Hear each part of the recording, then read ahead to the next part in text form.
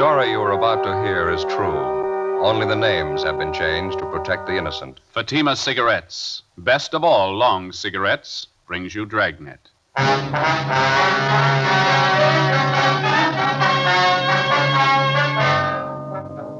You're a detective sergeant. You're assigned to robbery detail. A doctor is severely beaten, robbed, and left in critical condition. Suspicion points to a narcotics addict. Your job? Get him. You'll be amazed when you compare Fatima with other long cigarettes. You'll find they now cost the same. But in Fatima, the difference is quality. You see, Fatima is the quality king-size cigarette because it contains the finest domestic and Turkish tobaccos superbly blended. And Fatima is extra mild, with a much different, much better flavor and aroma than any other long cigarette. So compare Fatima yourself. Fatimas now cost the same as other long cigarettes, but your first puff will tell you... Ah, that's different. Yes, in Fatima, the difference is quality. Ask your dealer for Fatima, the quality king-size cigarette. Best of all long cigarettes. Start enjoying Fatima tomorrow.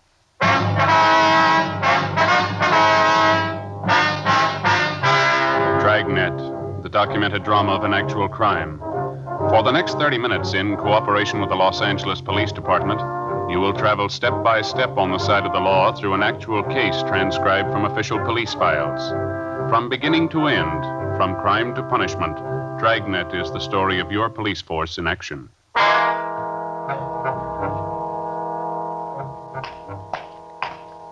It was Monday, August 7th. It was warm in Los Angeles. We were working a day watch out of robbery detail. My partner's Ben Romero. The boss is Thad Brown, chief of detectives. My name's Friday. It was 1:15 p.m. when I got to 4656 Collis Avenue. The front door. Is that you, Joseph? Yeah, Ma, it's me. I didn't expect you so soon. Well, I'm off for lunch, and Ben and I were in the neighborhood, so... Oh, well, I'll get the telegram. Thank you. I must say, I'm glad you could get home. Telegrams always make me nervous. Nobody ever sends a telegram unless it's important here, so... Thank you. Yes, they do, Ma. Some people send wires to invite you to lunch or to a reception or something like that. Oh, is that so? Sure. You've just forgotten, haven't you? I've gotten them before like that. Oh, there's no way to do, anyhow. Why not? People always associate frightening things with telegrams. Well, aren't you going to open it? Oh, yeah, sure. You know, if you were worried, you could open it, Ma. It'd been all right. Well, you know I never open anything addressed to you, Joseph. Anything important? It's from Belmont, my old high school. Oh, yeah. They want me to come up next week. They're having some sort of assembly up there. Want me to talk to the student body. Well, that's nice. You going to go? Yeah, I think I better, don't you? I'll have to clear it through Captain Sheldon, though. No, I think it's awfully nice for them to remember you. What are you going to talk on, to say? Yeah, police work, it says here. I'll have to think of something to base it on, though, won't I? Well, you'll have to memorize it, Joseph. Doesn't look well for a man to stand up on a platform and read a prepared talk. Yeah, I know. Oh, that's Ben. I gotta go, Ma. Would you and Ben like some lunch? I can fix you something in about a minute. No, we haven't got time, dear. I'll see you later. I don't know why they couldn't have written a letter instead. What's that, Ma? I said they could have written you a letter. Besides, it's much cheaper than a telegram. Yeah, Ma. I'll see you later. Bye, Joseph. Bye.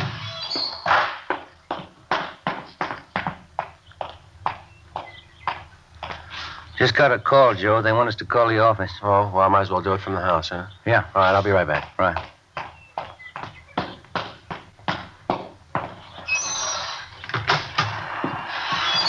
It's just me again, Ma. Came back to use the phone. You're all right, Joseph.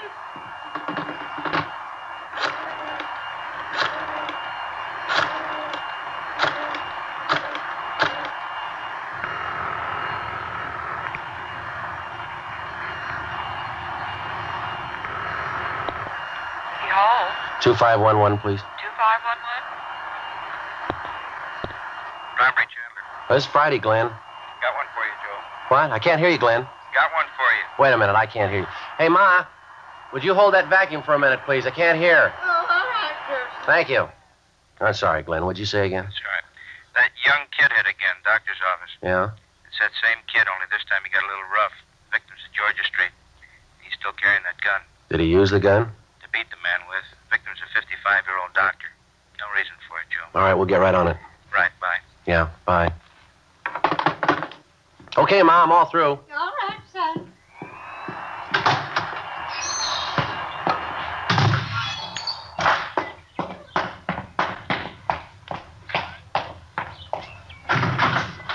Anything? Yeah. That young hype hit again. Doctor's office beat him up pretty bad. He's down at Georgia. Great combination, isn't it, Joe? What's that? Arm full of narcotics and a loaded gun.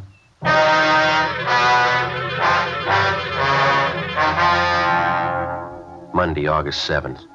Since June 27th, Ben and I had been assigned to a case involving a young narcotics thief. For 7 weeks now, he'd been robbing every possible source available to him of narcotics. Since the inception of the investigation, we'd seen this young criminal develop from a small-time sneak thief to a full-fledged armed and vicious thug. The descriptions of the young thief, taken from his various victims, tallied almost to the letter. Blonde, light complexion, small stature, 5'7" to 5'10", nervous and unusually juvenile in appearance. Everything possible was being done for his quick apprehension. Hundreds of mugshots were screened and shown to victims. No identification. 3:30 p.m. We checked back in at the office. Went to see Sergeant Ed Hall, Narcotics Division. Chandler said you went over to Georgia Street to see that doctor. Yeah, that's right, Ed. Short visit. Poor guy. Pretty bad, huh? No, the guy's really a mess. Kid must have worked overtime on him. And what's his condition? Still critical when we left. They wouldn't let us stay long. We got a description. It's the same kid. The doctor's name was Gannon, huh? 55 years old. Yeah, pistol whipped him. Knocked out 7 of his teeth, fractured his jaw. Doctor was wearing glasses. They don't know if he'll see out of his right eye anymore.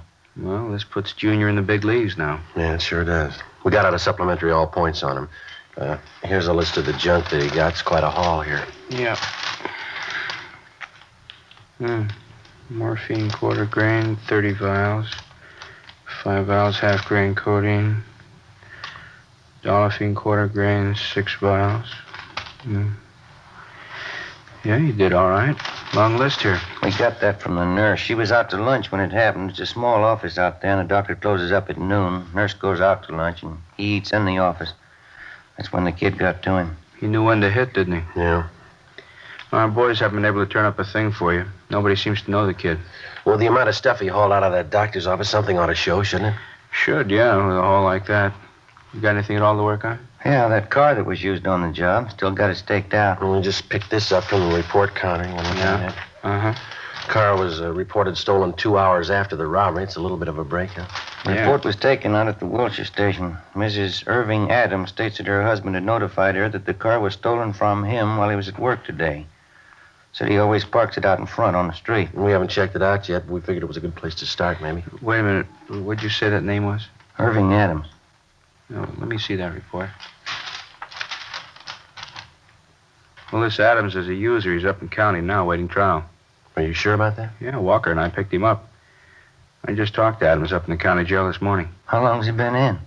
Let's see. It was last Tuesday, July 30th. The car couldn't have been stolen from Adams today if he's been in jail for a week. Well, there's one guy can figure it out for you. Adams. 4:05 p.m. We went up to the 10th floor of the county jail, the interview room. We talked to Irving Adams for an hour. He said he wanted to cooperate, but he couldn't explain his wife's action in reporting the car stolen from him. He kept repeating that he knew his wife was not involved in anything, that she was innocent of any complicity in the case of the youthful gunman. He could give us no information on anyone fitting the gunman's description. He insisted that the entire matter was a mistake and that his wife could clear everything up if we'd just talk to her. 5:20 p.m. Ben and I drove out to 239 West 92nd Street, the Adams residence. It was a small white bungalow trimmed in red. The front lawn needed cutting and care. There were 4 bottles of soured milk on the front porch, along with several old newspapers. The front blinds were down, and although it was still early, the front porch light was burning. The other homes in the neighborhood appeared to be neat and well kept. The screen door was ajar and supported by one rusty hinge. 5:21 p.m. Looks like nobody's home. Well, let's give it a try, huh? Give me a minute, I'll cover the back. Right.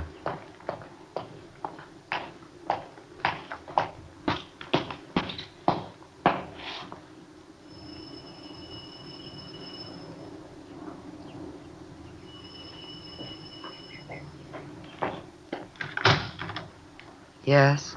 Police officer, my name's Friday. You're Mrs. Irving Adams? Yes, that's right. Well, I'd like to talk to you about your stolen car. Have you found it? Well, yes, we have. Can I come in? The place is in such a mess. Can't we talk here? Well, if you don't mind, I'd rather come inside. All right. Don't look at the house. I've been kind of sick. Haven't felt much like cleaning up. All right. You alone here, are you? Right now, my husband's at work. Mm-hmm. Mind if I go through the house? You mean search it? You got a warrant? No, I just want to go to the back door.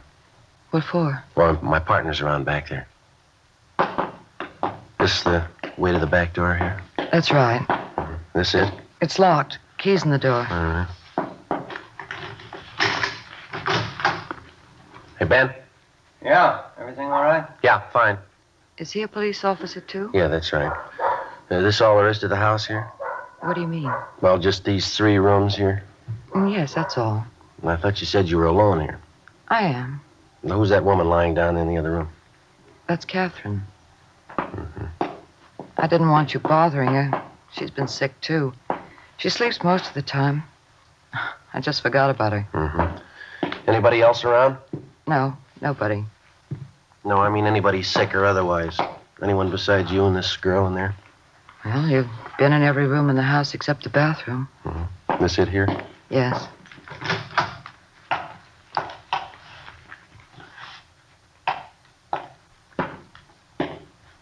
Okay. I don't understand all this. I reported my car stolen, and you come out here and search my house. If I did steal my car, I wouldn't hide it in here. Yeah. Ben, want to come in? Yeah.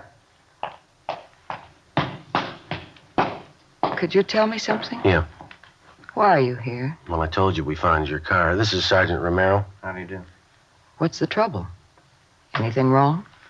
Who'd you say your car was stolen from? From me. It was my car. Is that the way you made the report, Mrs. Adams? It was stolen from you? I think so, yes. Ms. Adams, according to the report that you made out this morning, you stated that the car was stolen from your husband. Isn't that right? Is that what I said? Yes, ma'am, that's right. I don't remember. We both used the car so much. I forgot. Well, now, which is it, you or your husband? I'm not sure. You been drinking, have you?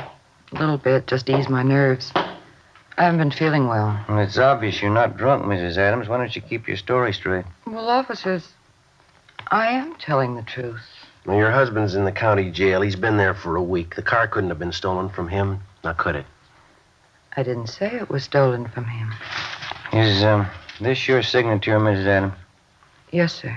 This is a copy of the auto theft report that you made at the Wilshire Division. Yes. Well, now, is this report a true one or a false one? There's a penalty for making a false report, Ms. Adams. I'm sure you're aware of that. I only want my car back.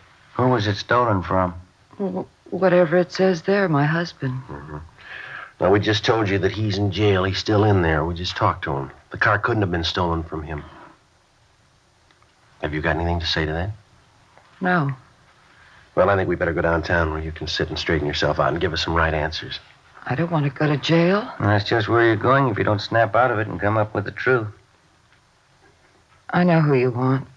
It's Rex Burley, isn't it? Who's Rex Burley? A young kid, blonde, small. He told me he was in some kind of trouble with the car.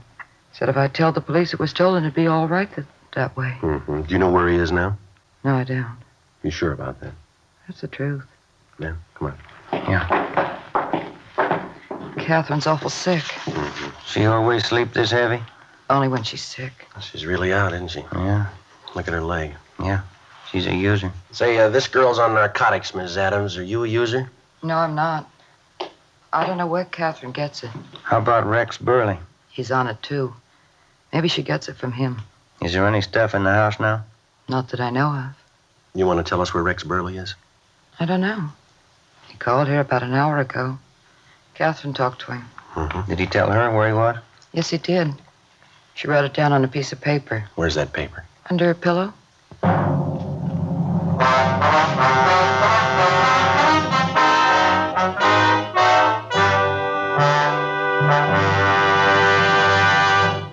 You are listening to Dragnet. From beginning to end, Dragnet is the authentic story of your police force in action. Now, from beginning to end, the Fatima story. Actual convincing proof that in Fatima, the difference is quality. Quality of tobaccos. The finest domestic and Turkish varieties, extra mild and superbly blended to give you a much different, much better flavor and aroma. Quality of manufacture. Smooth, round, perfect cigarettes. Rolled in the finest paper money can buy. Manufactured in the newest and most modern of all cigarette factories. Quality even to the appearance of the bright, clean, golden yellow package. Carefully wrapped and sealed to bring you Fatima's rich, fresh, extra mild flavor. Because of its quality, its extra mildness, its better flavor and aroma, more long cigarette smokers are now insisting on Fatima than ever before. So if you smoke a long cigarette, compare Fatima. You'll find they now cost the same. But your first puff will tell you, Ah, that's different. Yes, in Fatima, the difference is quality. Insist on Fatima. Start enjoying the quality king-size cigarette. Fatima. Best of all long cigarettes.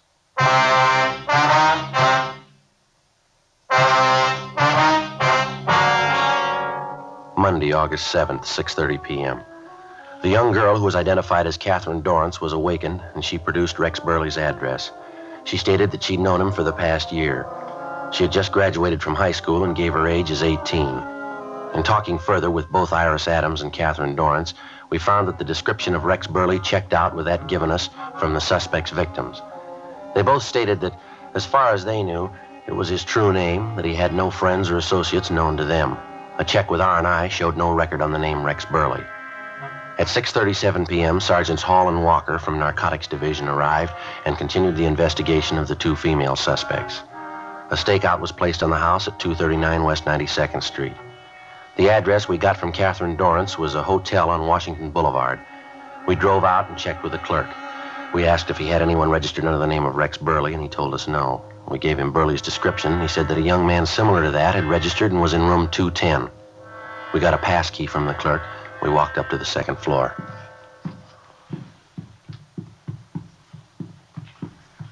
This is it. Lights on under the door. Yeah. Careful, huh? Yeah. Who is it? Open up. We want to talk to you. What about? Is the key in the door? Yeah, pass key's no good. All right, come on. Open up. Police officers. Isn't gonna open. All right. Let's hit it. All right, again. Once more. Yep. Windows open. Up the fire escape, Joe. Police officers, hold it up. Watch it. You all right? Yeah. All right, come on. Let's go. All right, hold it up there. He doesn't want to stop. He's over the side, under the roof. All right, come on. All right, easy. See him? No, it's pretty dark. All right, come on. Easy now. All right, easy. Over there, on that side. Can you see him? No, it's too dark. Watch that skyline. He's over there in that corner. See him? Yeah, now he's gone. Must have ducked back down. Well, he's in that corner. All right, let's take him. Now keep down. You circle around from that side. I'll go around this way. Right. Be careful. Keep down.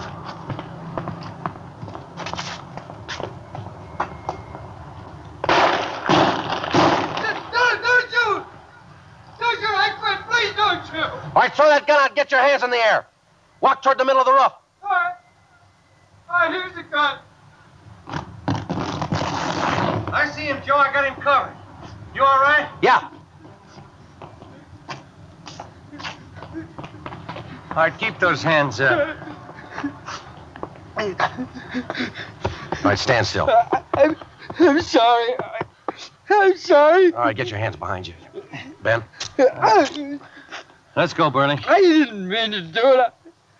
I was wrong. I know I was wrong. Should have thought about that a long time ago. How old are you, Burley? 20? You're living pretty high, aren't you? I had to have this stuff. I needed it. How else could I get it? I didn't have the money to buy it. You didn't have to get started on it. Come on, let's go. I didn't want to get started.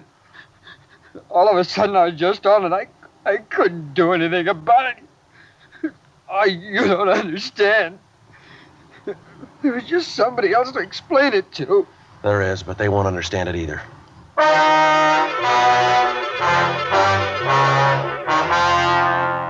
Monday, August 7th, 8:40 p.m. Rex Burley was taken downtown to the robbery division for further interrogation. He told us that he was in his senior year in high school when he got started on narcotics. He kept repeating that he didn't mean to get started. He readily admitted his participation in 6 narcotics robberies. He told us that he got Catherine Dorrance, his 18-year-old girlfriend, started on dope. Gene Bechtel took his statement and a complete report was made. A partial recovery of the stolen narcotics was made from his hotel room. The remainder had been found at Irving Adams' residence on 92nd Street. Both female suspects, Iris Adams and Catherine Dorrance, were filed on for violation of the State Narcotics Act. A show-up was scheduled for August 8th to allow a positive identification from Rex Burley's victims. We received word from Georgia Street that Dr. Gannon's condition was improved. The suspect was transported to the main jail where he was booked. It was 10:38 p.m. when I got to 1456 Collis Avenue, the front door.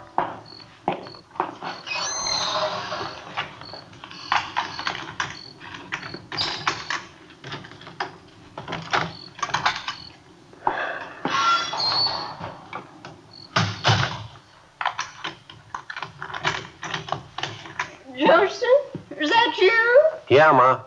Oh, have you had your dinner? No, I'm not hungry. We'll have to eat. I'll fix you something. Oh, I'm kind of tired. I just like to sit down for a minute. All right. Well, there's the evening paper. Oh, thank you. Well, what'd you do to the sleeve of your coat? Oh, where? Oh, guess I must have ripped it, huh? Mm-hmm. You slip it off, I'll mend it after I fix you some dinner. Well, why don't you sit down and work on it now if you want to? I've got something I'd kind of like to go over with you. Mm-hmm. All right. You remember that telegram from Belmont this morning? Oh, yeah, your old high school. Mm-hmm. Well, I think I got an idea for a speech, maybe. Just made a few notes here. Mm-hmm. Wrote down some of it. You think you feel like listening to it? See if it's okay? All right. Did you write the speech today? Well, just parts of it. I hadn't written it clear out yet. I just got a few notes. I want to see what you thought of it. All right. Well, let me have your coat, son. Yeah. There you go. Yeah. Thank you. Now, let's hear you talk. Well, now remember, it's not written down yet. It's just kind of hit and miss as I go along. But I think I can get the thought across, and then I'll put it all down on paper. All right. Mr. Fisher, that's the principal up there, you know. Yes. Mr. Fisher, members of the faculty and students. I'd like to tell you about a young boy who started out in high school and ended up on the roof of a downtown hotel dodging police bullets. I'd like to tell you about his girlfriend, 18 years old and a dope addict. This young fella started out on narcotics in search of a new thrill, something new that he hadn't experienced in his young life. He was still in high school when a group of the more high-living youngsters used to congregate at the local malt shop. Well, that's not so good, is it? No. Well, maybe it sounds better this way. There was a malt shop on the corner where some of the youngsters used to get together after school. Kind of a place where, if you had the right connections, and our young boy and girl did, you could get a drink of liquor in the back room. Well, the high school faculty knows all about this local malt shop, and they inform the authorities, and pressure is brought to bear. But the man who operates the place is clever, if you can call the operations of a man like this clever. He knows how to cover up, how to keep the front room legitimate and the back room a spawning place for juvenile delinquency. And the students don't help much. There seems to be something during the formation of a juvenile mind that when his teachers or his parents catch him doing wrong or they try to tell him it's bad, he prides himself in seeing how long he can get away with it under cover. Seems to be the stylish thing to do, to outwit your parents and teachers. As the youngsters grow older, they invariably find out how infantile and stupid this is, but sometimes it's too late. Does that sound kind of stuffy, Ma? What do you think? Sounds like the truth. Let me hear the rest of it. Well, you know how kids are. Sometimes they resent it if they think you're lecturing them. Maybe if they could have been with Ben and I tonight, it might make a difference. Well, I don't want to make this too long, Ma. I think maybe I ought to finish up something like this. From this malt shop on the corner and that back room, our young boy gets a good shove down the road of self-degradation. He has the right connections, and it isn't too long before he graduates the liquor in the back room for something he thinks it's far better, narcotics. He's heard that, unlike liquor, you can't smell it on his breath, and he's a real veteran now. He has hangovers. He's heard that narcotics doesn't leave you with a hangover. So it doesn't take too long before, in police parlance, he's hooked. Living in this day and age, he thought that they taught him well in his economics and civics classes. He thought he knew what post-war inflation was all about. He didn't have the vaguest notion of the cost of his daily supply of narcotics once he was hooked on it. He found that before long he had to have his daily dosage. In no time at all, he found that it was all he could do to get by on $30 a day. That's what it cost, Ma. $30 each and every day, or he became violently ill, so sick that he couldn't seem to function properly. Well, in order to maintain his daily needs, he got a gun, and he robbed, and he beat people, and he stole. He shared with his girlfriend, and he dragged her down with him. He ended up on the roof of a hotel trying to shoot his way out. Well, the boy was 20 years old. His girlfriend was 18. 2 years ago, they both sat out there in a high school auditorium during an assembly. He went a long way, didn't he, in his 2 years out of high school? He was taken into custody on the night of August 7th. He was crying when we put the handcuffs on him. He was crying when we left him in his cell at the county jail. I guess he's still crying. Now, what do you think, Ma? That's just rough. I haven't... Oh, will they believe it? You think it'll do any good? Well, I don't know, Ma. It's up to them.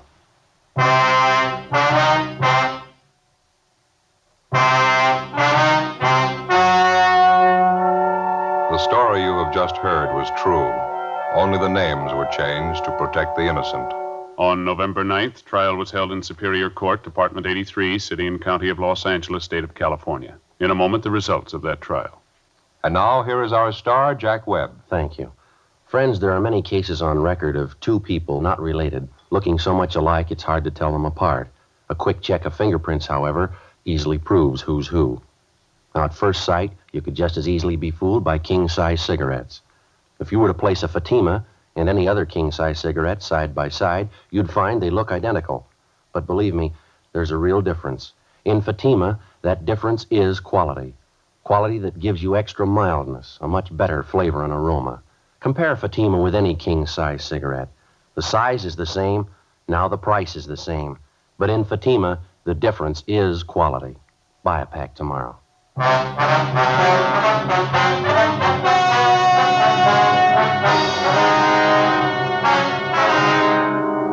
Rex Martin Burley was found guilty of 3 counts of robbery in the first degree and was sentenced to the state penitentiary where he is now serving his term. First-degree robbery is punishable by imprisonment from 5 years to life. The Federal Civil Defense Administration will send you an air raid instruction sheet if you will write the Superintendent of Documents, Washington, D.C., enclosing 5 cents in coin or stamps. You have just heard Dragnet, a series of authentic cases from official files. Technical advice comes from the Office of Chief of Police W.H. Parker, Los Angeles Police Department. Fatima Cigarettes, best of all long cigarettes, has brought you Dragnet, portions transcribed from Los Angeles. Stay tuned for Counter Spy, next over many NBC stations.